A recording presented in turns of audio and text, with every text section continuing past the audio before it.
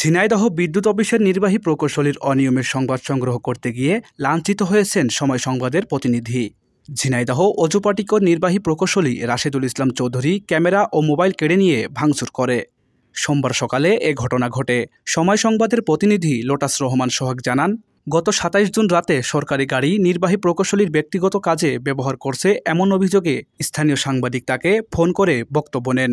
ওই দিন রাতে ওই সাংবাদিকের বাড়ি ও ব্যবসা প্রতিষ্ঠানের বিদ্যুৎ সংযোগ অবৈধভাবে বিচ্ছিন্ন করে দেওয়া হয়। গত ২৭ তারিখে রাত্রে আমার মহল্লায় ওনার একটা লাইন গাড়ি ওনার মেয়েকে প্রাইভেট পড়াইতে দিয়ে আসছিলেন। তখন রাত 10:30 বাজে দ্রুত গতিতে গাড়িটা যাচ্ছিল, আমাকে চাপায়ে ফেলে দেয়।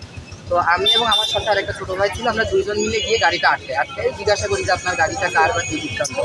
তখন উনি ওনার এই স্যারকে ফোন করে বলে, স্যার আমার গাড়ি আটকাইছে এই বৃত্তান্ত। তখন আমি আবার ওনাকে ফোন দিয়ে বলি, দেখেন আপনার গাড়িটা কি এইভাবে আপনি ব্যবহার করতে পারেন, আর এত দ্রুত গতিতে যাচ্ছে, এই গাড়িটা তো আমাকে মেরে ফেলে দিয়েছে। তা উনি বলে যে আপনি কি করতে পারেন করেন, আপনার থেকে কত বড় সাংবাদিক দেখা আছে, আপনি কি করবেন, আপনি সাংবাদিক কি করতে পারেন, নিউজ করতে পারেন। তো 20 মিনিটের ভিতরে আমি বাসায় গেছি, 20 থেকে 25 মিনিটের ভিতরে বাসায় যাওয়ার পরে 11টার সময় উনি আমার বাসার বিদ্যুৎ লাইন কেটে দেন। এ ঘটনার সংবাদ সংগ্রহ করতে গিয়ে সোমবার সকালে সময় সংবাদের প্রতিনিধি নির্বাহী প্রকৌশলী রাশেদুল ইসলাম চৌধুরীর অফিসে গেলে তিনি ক্ষুব্ধ হন। এক পর্যায়ে তিনি সময় সংবাদের ক্যামেরা ও সাংবাদিক সহ চিত্র সাংবাদিকের মোবাইল কেড়ে নেয় ও লাঞ্ছিত করে। মিরাজ জামান নাম রাজ নামে এক সহকর্মী, সে লোডশেডিং নিয়ে সহ তার একটা বিষয়ে ফেসবুকে পোস্ট দিয়েছিল এই বিদ্যুতের যে এখানকার এক্সচেঞ্জ আছে ওনার বিরুদ্ধে। বিদ্যুৎ হওয়ার পরে রাত্রিবেলায় তীব্র গরমের মধ্যে ওনার বাসার লাইনটা কেটে দিয়ে আসছে। এরপর ওনার ব্যবসা প্রতিষ্ঠানের লাইনটা কেটেছে গত বৃহস্পতিবারে। এই পর্যন্ত কিন্তু এই ঘটনায় আছে। আজকে আমি সকালবেলা আসছি আসলে বিষয়টা এক্সচেঞ্জ মহোদয়ের কাছে জানার জন্য। সকালে আমি 9:30টার সময় আসছি, তখনও তিনি অফিসে আসেননি। 10:30 বাজে তখন তিনি অফিসে আসছেন। তার মাঝে আমি বাইরে ওনার লোকজনের সাথে কথা বলেছি, বাইরে যারা ছিলেন তাদের সাথে কথা বলছি। এবার আমি ওখানে ওনার অপেক্ষাতে বসে থাকার পরে উনি যখন 10:30টার দিকে অফিসে আসছেন, শেষ আমাকে ডাকলেন। আমি গিয়ে আমার পরিচয় দিয়েছি। পরিচয় দেওয়ার পরে আমি তাকে বললাম আমার এই ঘটনা। উনি মানে আমার সাথে কথা শেষ না হতেই উনি আমার সাথে খারাপ আচরণ শুরু করছে। কেন আসছেন, কী জন্য আসছেন, কেন ভিডিও করলেন, আপনার কে অনুমতি দিয়েছে, এমন কথা শুরু করছে। এবং আমার ক্যামেরা কেড়ে নিয়েছে, আমার সময় টেলিভিশনের বুমের ওটা কেড়ে নিয়েছে, আমার বাটন ফোন, আমার অ্যান্ড্রয়েড ফোন সবগুলো কেড়ে নিয়ে আমাকে ওখানে জিম্মি করে রাখছে।